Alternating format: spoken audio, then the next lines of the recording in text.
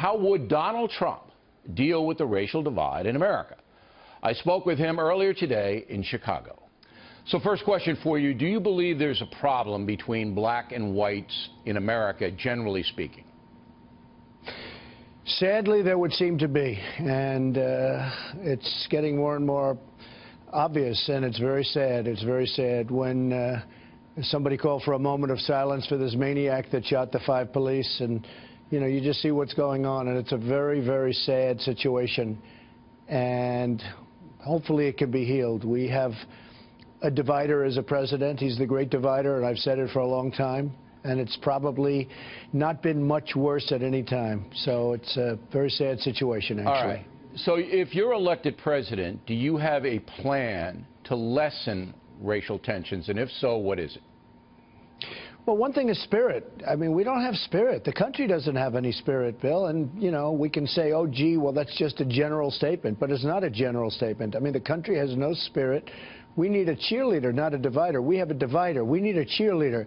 There are still some black Americans who believe that the system is biased against them. The American system, because they're black, they don't get the same kind of shot. They don't get the same kind of fairness that whites do. What do you say to them?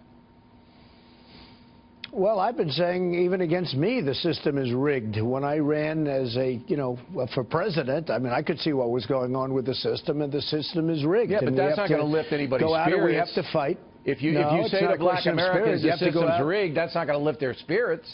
No, what I'm saying is they're not necessarily wrong. I mean, there are certain people where, unfortunately, that comes into play, and I'm not saying that. I can relate it really very much to myself. I have to refocus you, though, on the African-American experience, all right? Do you think you understand the African-American experience? Do you think you understand it? Well, I'd like to say yes, but you really can't unless you're African-American. You can't truly understand what's going on unless you're African-American. All right, I would like to say if that's yes, true, and I agree with you, then how do you persuade African-Americans who believe America is a bad place built upon grievances in the past to put that aside and lift their spirits? How are you going to do that? Because I do understand what goes on in life, and I do understand that the economics of our country are not the same, that people are making less money today in real wages than they made 18 years ago, that our jobs are leaving the country, that our educational system stinks. It's absolutely horrible, our educational system, and they're not part of that educational system to a large extent. So I fully understand. You're going to go with an economic-based program to try to get more assets to African Americans. Okay. What about the police? Now, when you see something that happened in Louisiana, what happened in Minnesota, where black are killed by police, and there's videotape and this kind of thing, what goes through your mind? I thought they were terrible. I thought it was a terrible, disgusting performance that I saw. Now, whether that's training, whether that's they choked, or they got scared or nervous, I mean, the one man who was being stepped on and then shot in particular, I looked at that, I said, wow, that's bad, that's bad.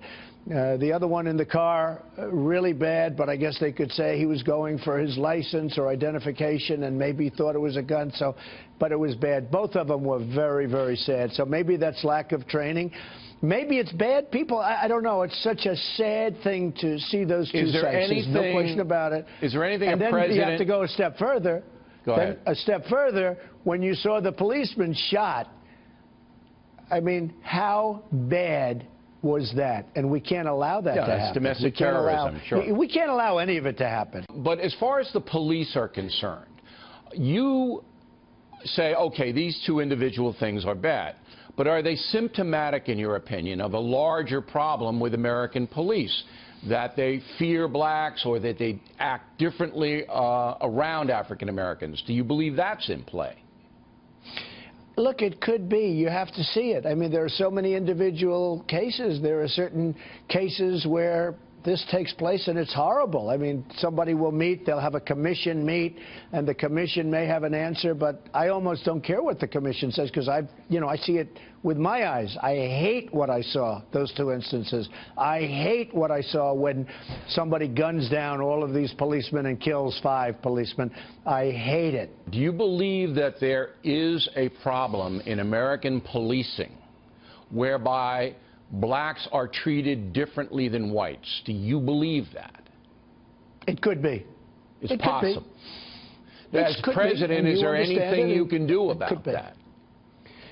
I think it's training. It's training of the police. And by the way, I'd have to say, I think the police, 99.9%, I mean, I think the police do an incredible job in this country. And, you know, the problem with 2 instances like this, which I think were terrible, but they get broadcast on television, sure, and they don't show all of the good work that the police does. There are hundreds and hundreds and thousands of cases where the police do phenomenal work. I'm a big fan of the police of this country. Okay, Black Lives Matter. I have said it's a hate group built upon an opinion by their leadership of white supremacy, keeping blacks down. How do you define Black Lives Matter? Well, first of all, I think the term is very divisive. The first time I heard it, I said, you have to be kidding. It can't be used that. They just can't. I think it's a very, very, very divisive term. There's no question about it. I've heard what you've had to say. I think it's a very divisive term. The group itself, are they helping America or hurting America? Well, I would say they're dividing America. I think that, you know, statements that I've seen, I saw what they said about the police in various marches and rallies. I've seen, you know, moments of silence called for this horrible human being who shot the policeman. And I've seen it. And I think it's very divisive, and I think they're hurting themselves. Finally, you said President Obama is a divider. Do you believe he does that on purpose? Do you believe that the president says, I want to divide the nation, I want to have strife between the races? I don't know, Bill. I really don't know what his reasoning is, but I can tell you that I'm sitting in Chicago where we've had almost 5,000 killings, deaths from the time he became president, and you don't hear too much about it. And, you know, you see what's going on now, and and by the way, getting worse and worse and worse. I don't know. I can't speak for the president. I wouldn't want to speak for the president. I'm sure he wouldn't want me to speak for him. But things are not going well, and I think they're going to be getting worse before they get better.